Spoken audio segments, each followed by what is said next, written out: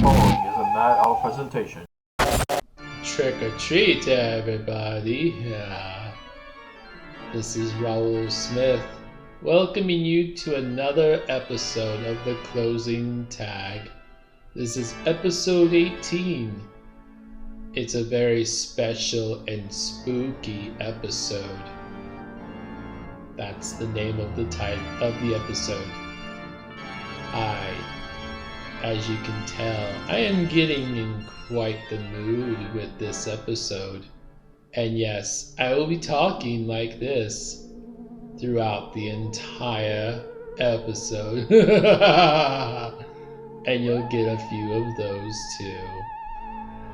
I just wanted to thank everybody from Salt Lake to Denver to Georgia to Paris for downloading our episodes of this podcast and for being such loyal, awesome people. You have really helped make me feel very special this year, and for that, you get this extra special episode as a kind of added bonus. Don't worry, I'll be back to my normal self. Maybe around the 1st of November. As always, I should probably let you know that this episode and every episode of the Closing Tag podcast is sponsored by Galactic Blue, your professional web development, graphic design, and logo design resource. Visit galacticblue.net for more information on how your business can benefit from our services. And with that, I now present a very spooky and very special episode of the Closing Tag podcast, episode 18. Enjoy.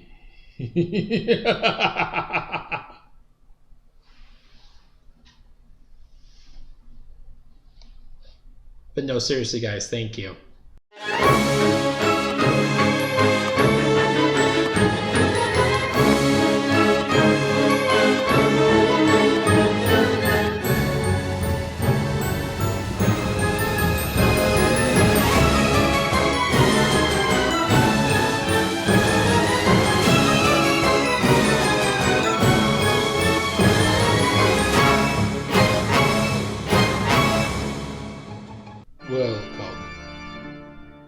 Welcome, goblins and ghouls. Welcome, vampires and princesses alike.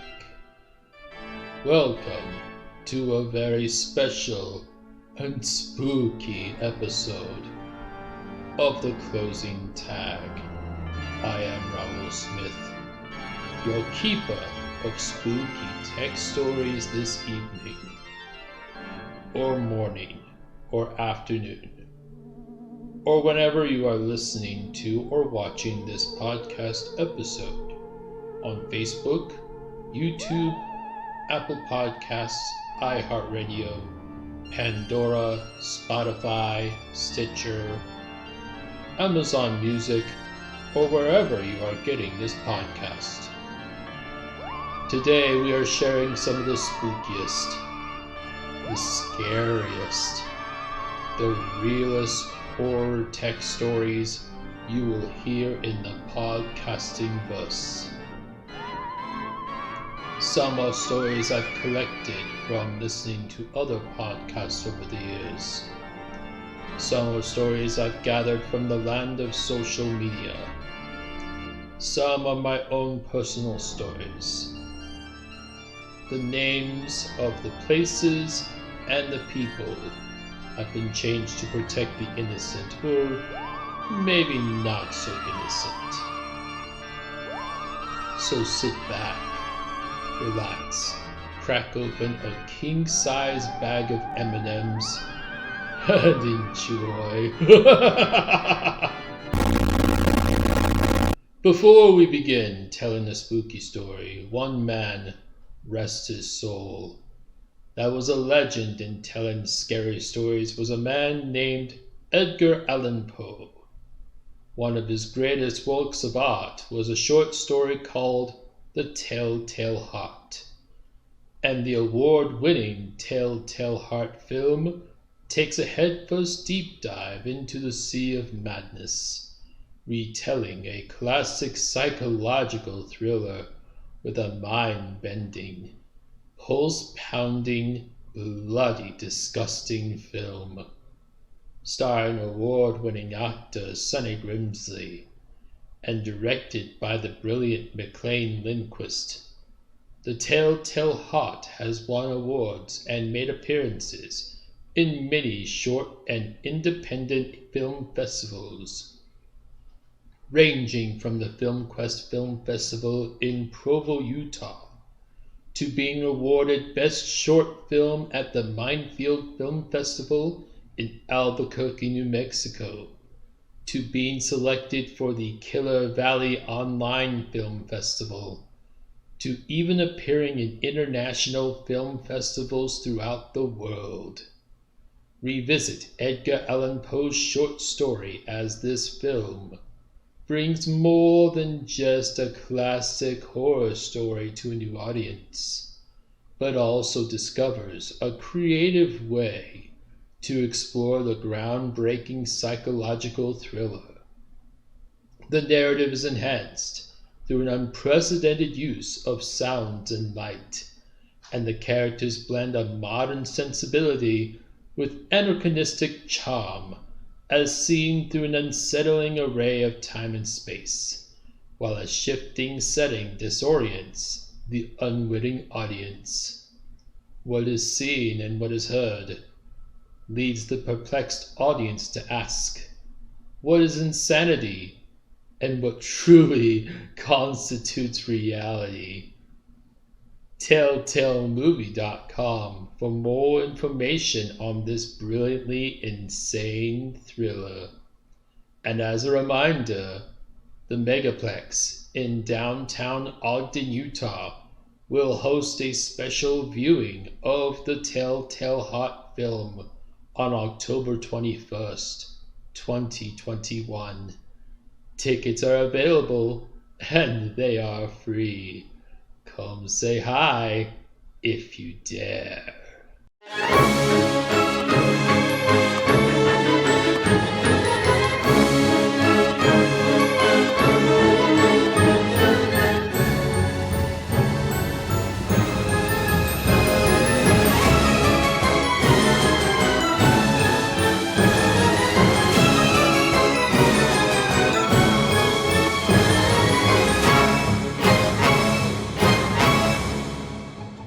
Our first scary story is titled, Do You Smell That?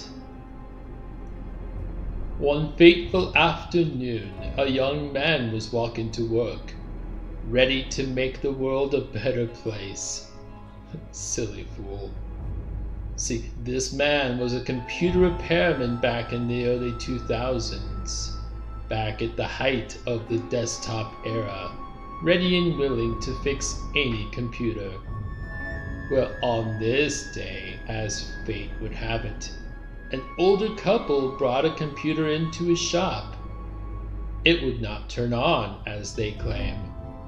Well, being the troubleshooter that he was, silly fool, he plugged it in to see for himself. As he turned the computer on, he smelled something funny. When he opened the case, he noticed the smoke bellowing from the computer. The person who had repaired this computer before crossed a couple of wires and made it so that the electrical current was too much for the motherboard. The motherboard had caught a small electrical fire. Now, thankfully, as any respectable computer shop or business would, they had a fire extinguisher standby and ready. The sad news is the older couple would have to buy a new computer, But the good news was that the young man was able to salvage all the data from the hard drive and transfer it onto the new computer. Funny how that works sometimes.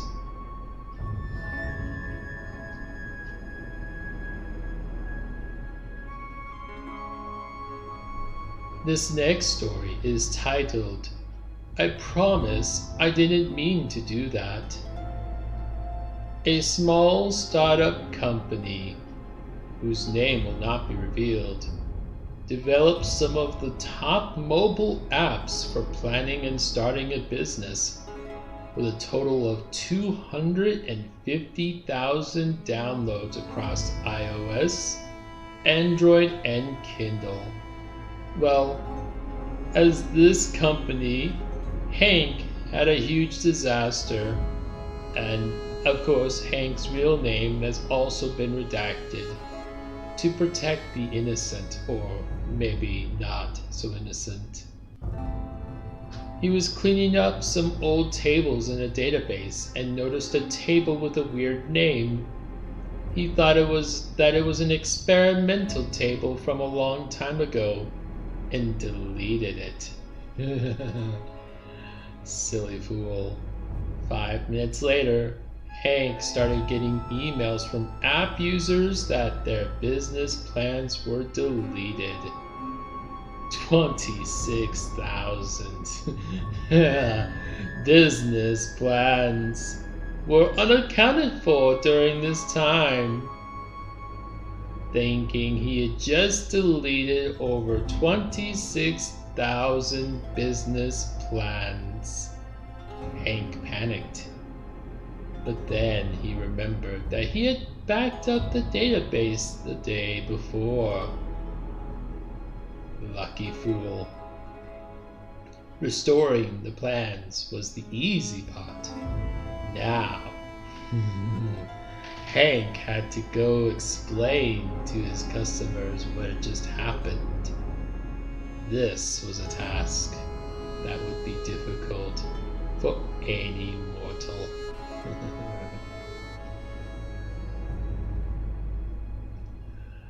This next story is titled, "Tim, What Did You Do to Prod?"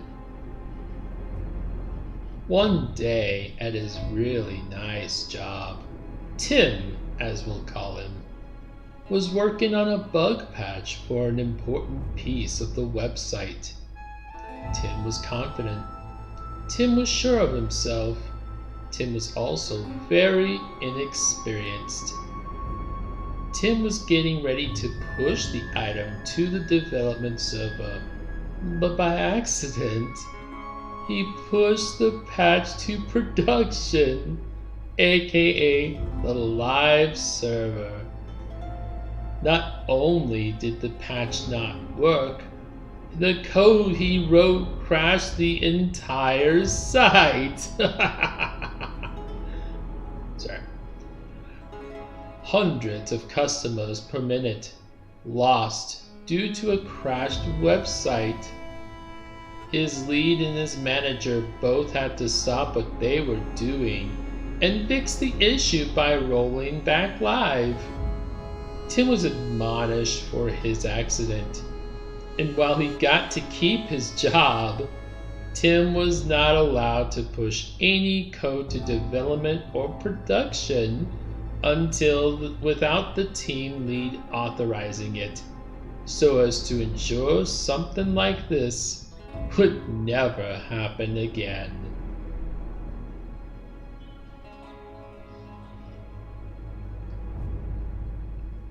Our next story is titled, "Not the Kind of Cleaning Your Computer Needs."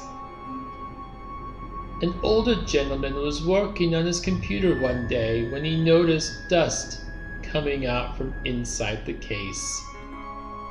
He shut the computer down to take a closer look. Once he opened the case up, he noticed a pile of dust on top of what was supposed to be his motherboard. So, as any good, loving, unfortunate soul, would do when they see dust bunnies that big. He goes for the vacuum. He proceeds to use the bristle end on the vacuum hose to suck up the dust bunnies. Well, as it turns out, not only was this a bad idea, but now his computer won't turn on. The static charge from the bristles and the vacuum shorted the motherboard and every component in the computer, rendering them useless. Not even the hard drive was spared. He had lost everything. He did the only thing he could do in that moment, and that was come to terms with the giant mistake that was made. So the moral of the story is, in terms of cleaning a computer, sometimes it is better to blow than to suck.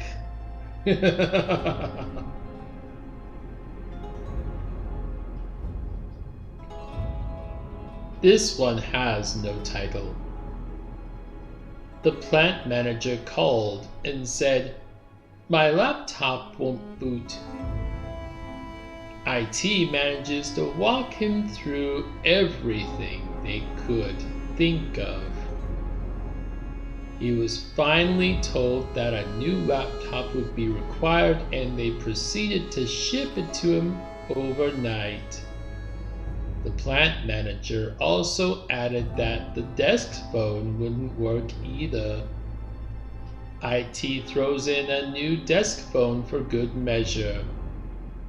The new equipment arrives the next day, and everything works great.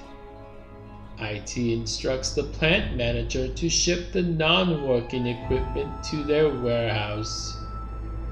When IT went to open the boxes, the old laptop and phone were covered in what looked like paper mache. It turns out the sprinkler line right above the plant manager's desk had burst, dousing everything on his desk with mashed up ceiling tile and water. To this day, you can hear the IT rep loudly asking, "Why? Why?"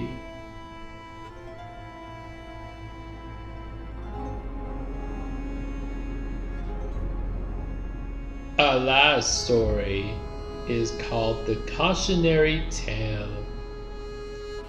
Grandma Jill, as we'll call her, was not very tech-savvy. The most tech she got was online banking. Well, one day she gets a very urgent email, presumably from the bank, asking her to enter her password and verify a few items with them. Without even thinking it through, she clicks on the link in the email and proceeds with the instructions. Not thinking anything of it, she verifies the answers to her 3 security questions. A week later, she goes to get some groceries from the local store. She proceeds to check out, only for her card to be rejected. Thinking there must be a mistake, she calls the bank wondering what could have possibly gone wrong. As it turns out, she had unknowingly given a complete stranger, a hacker, complete access to her account, and with it the over $17,000 she had saved from her retirement. Every last penny gone in a week. She had to close the account, open a new one with her son, who is an IT security engineer, ironically enough, as the only one with access, and consider the money lost. Let this be a cautionary tale to you all. Never give your passwords or your security questions to anyone, and never click on suspicious links and emails, even if the email looks legit. Always access your account by opening a new tab in your browser and typing in the address manually. You never know who or what may be lurking underneath that email.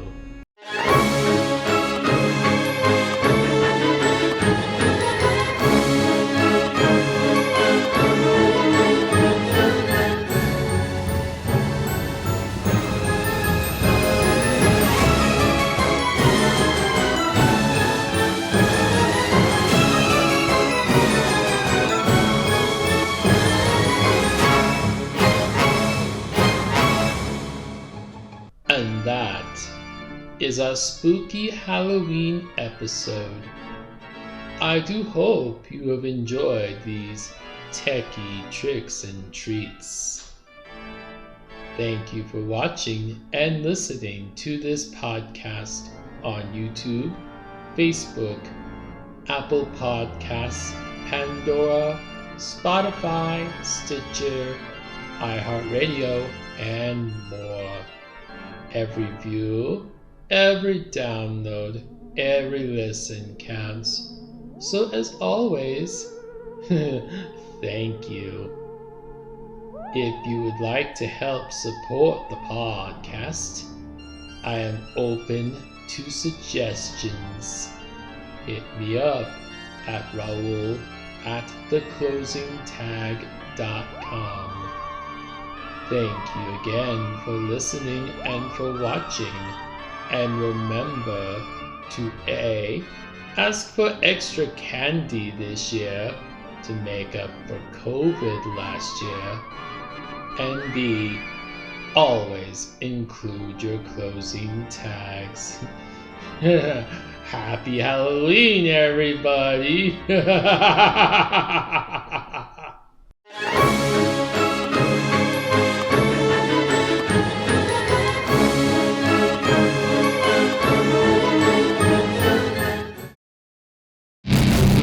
On that, our presentation.